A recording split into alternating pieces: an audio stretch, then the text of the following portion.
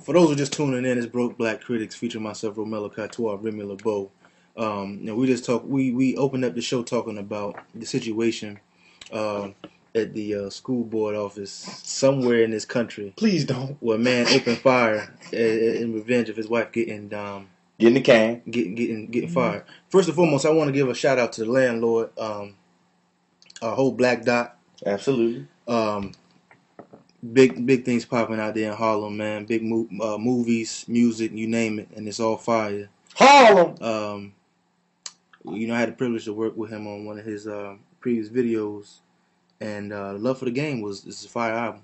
But just to put that plug out there, but back to the lecture at hand. Yeah. First things first, okay, my man. If you in a courtroom and somebody just spray paint something on the wall, a big ass V. A circle with a V, for vendetta, which stands for vendetta. I mean, we don't know. We basing this on the movie, but I don't know what the fuck it meant. It could have been his wife, as far as I'm concerned. Yeah, and I wouldn't know what it meant either. But if I'm in a courtroom, you and you, yeah, leave. First of all, if I'm in the courtroom, first and foremost, if somebody spray painting on the wall, I'm out of there. You out of there. You know what I'm saying? And if my case is up next, I'm gonna say, hey, I seen somebody spray painting something on the wall. I'm getting the hell out of there. I see that in the courtroom. I'm out of there. Like, you know what I mean? First of all, I got an excuse to leave, and I got an excuse to miss another day at work to get the case when the case come back. I hate to say this, man. I hate to put this up. I hate to put this argument out there. But if he had been a black man, do you think he gets that far? Oh, we haven't gotten there yet. We're not okay. First and foremost, it's just a situation. You know what I'm saying? But you pull your own. Oh, that's effed up. Yeah. All right, but the man, you and you leave. He told him to leave. But no, one lady didn't leave. Yeah, the first action was, you know what I mean? The first action was the spray paint on the wall. Okay, and he said these words: "If you're in this room and you do not want to die, leave now." I would have bowed out. And people looked at him. Good day to you, sir. Like a deer in headlights. Good day to you, sir. I would have walked out. But my problem was this: my man who was basically cussing him out until he pointed that gun, and then it was. Please don't. Please don't. Not to get on top of it. Why do people put their hands up? Please don't. When guns come out. I don't know. You ever thought about that? Because what do the police say? On movies and stuff. Come out with your hands up. True that. Hands in the sky. So they automatically, everybody, gun pointing to. That man said, hold on. How did he say it? All I remember him is him being stern with the dude until that gun came out. At first, no, like I said, because he was talking back to him during the court, during the whole process. You know, he was like, you know, this is rah rah rah, blah blah blah blah blah, and then like you said, he was stern with him.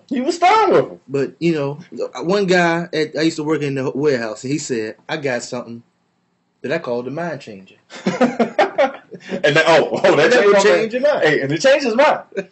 Please don't. And I mean, and then the next thing he did was he pulled a gun out. And he said, if you don't want to die, leave now. So some people said, okay. He said, leave. And they were leaving. And then he stood on top of the clerk or whatever. She was typing. He said, you leave, you leave, you leave, you leave. The rest of you stay. And she sat there. Doing her job. And guess what? I'm not going to say what I was doing her job. Doing her job. Her job was more important. Man. And you know what? I can't front because, in that situation, I'd have been out of there. Man. But some people, that job is their life. Man, I would have got the hell out of there. Come on, man. Hold on. First of all, it's like you said before. You in a courtroom, and if someone pulls out a spray paint can in the courtroom, he's already broken the law. You don't want to know what's coming next. Yeah, vandalism. You don't want to know what's coming next. Because obviously this man don't give a shit what's about to happen to him. Well, it was in a courtroom. It was a school board office. You know what I'm saying? So we got to put it in perspective. My bad. So, my bad. It was a school board office. But even still, someone's going to walk in and spray paint a Z I mean, a V? A V? Now, mind you, people are crazy. People do have illnesses and whatnot. You know what I'm saying? But the tempo of that meeting was very boring. But hold on. But if I was in that meeting, if I didn't necessarily have to be there, and mind you, now I'm a cameraman. Yeah. I do that as a as my 9 to 5. Yeah. And somebody was behind the camera, and when he said leave, the black woman walking for the camera, she told the cameraman, he said leave. I didn't see that. Oh, it was so brief. A woman that old as black, and that lets you know a whole lot that we get up out of there. And look, black folks try to help people, man. Try to help them. If that was me, I wouldn't have said nothing to nobody. Try to help them. If my folks weren't in there, I'd just walked out. I just walked. She said, he said leave. Like why you still standing behind the camera? He said leave. And these people stayed. So you have to ask yourself this: the ones that stayed, if they got killed, are they heroes or just stupid? Now they running around praising these people. They gonna auction off this bitch's purse. I'm sorry for using that term. They gonna auction off this lady's purse online for charity. Can you believe that? I can believe it. It's America. Man, come on, man. This is a capitalist society. Come on, man. It's all about listen, that lets you know everything is about a dollar. The almighty dollar. It ain't what it used to be. But hold on. That goes back to my original question though. If the man was black, would he have made it that far? We haven't gotten there yet. We haven't gotten there yet. So the next course of action was he was talking to the panel. And the panel, the guy was trying to plead his case. And he said, listen, man, I don't know your wife. I don't know what happened. But I signed off on the paper. But I signed off on the paper. Let everybody else go. I signed off on the paper. Okay. Then someone comes in through the corridor. Yeah. And tries to attack him with a purse. With a purse. A gator purse. With a purse. What was it? Was it bronze? A bronze, reddish gator purse. And attacks this man with a gun. Now it's by the graces of God. She should have got killed.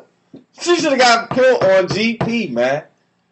As soon as she swung that purse, if that didn't knock the gun out of his hand, he should have went ham on. He just started dumping, man. You right. And I mean, and he had intentions on killing himself. That's the thing. And I hate to say that, man. I hate to say that. But he should have went ahead on and went ham on him. He already went that far. Yeah. And like I said, he intended on killing himself. Yeah. He had every intention on killing himself. So because the man, hold on, because people forget the dude, the guy that he was talking to said, "Do you know what's going to happen to you, or do you want to get killed by the cops?" That's when he pointed the gun at. Yeah. Now this is the moment of the point of no return. Please don't. Please don't. Please don't. Please don't. Now there was 1, 2, 3, 4. I think it was like 4 people sitting behind that panel.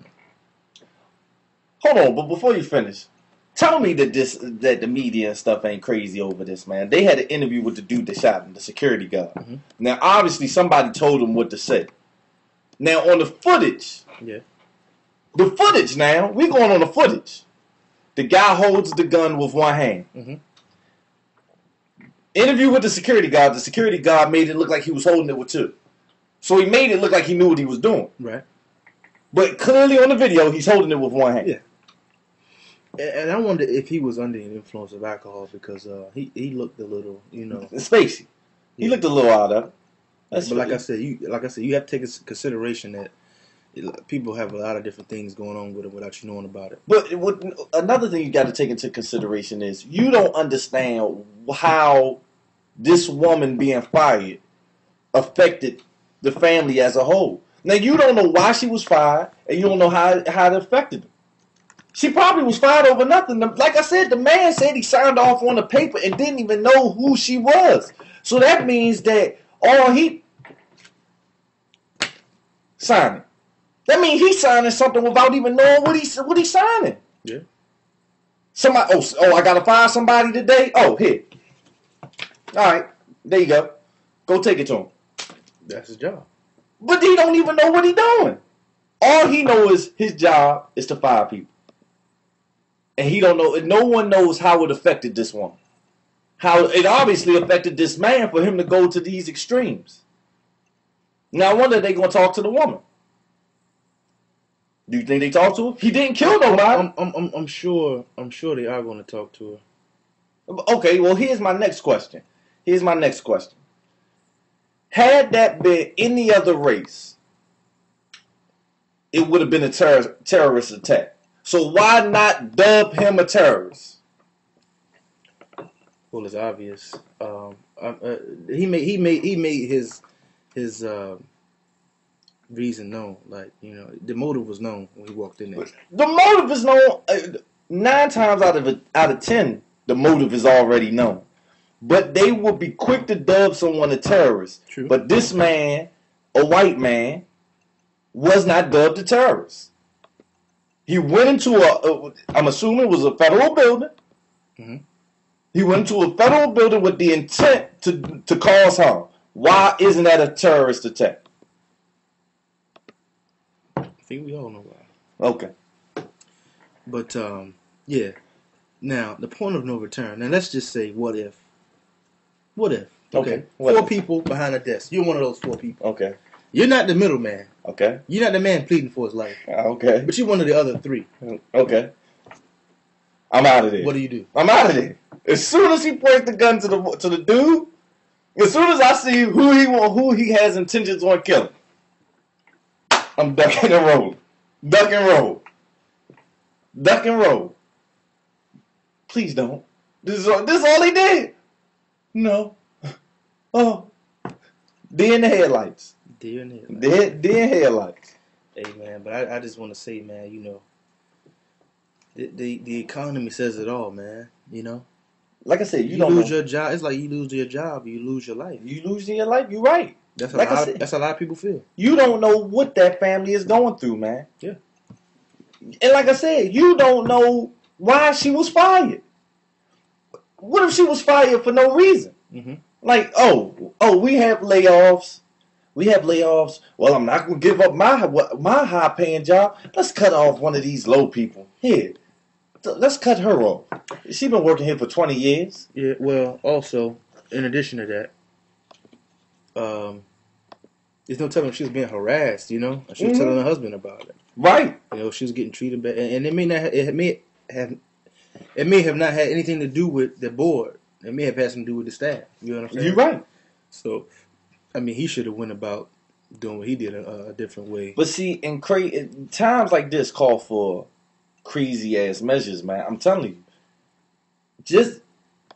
These are hard times, man. And you don't know how people will react to something like that. Mm-hmm. You feel me? Well, how will anybody react to something like that? People, I mean, we ain't going to go too deep into it, but some people are just slaves and happy where they at. Mm-hmm.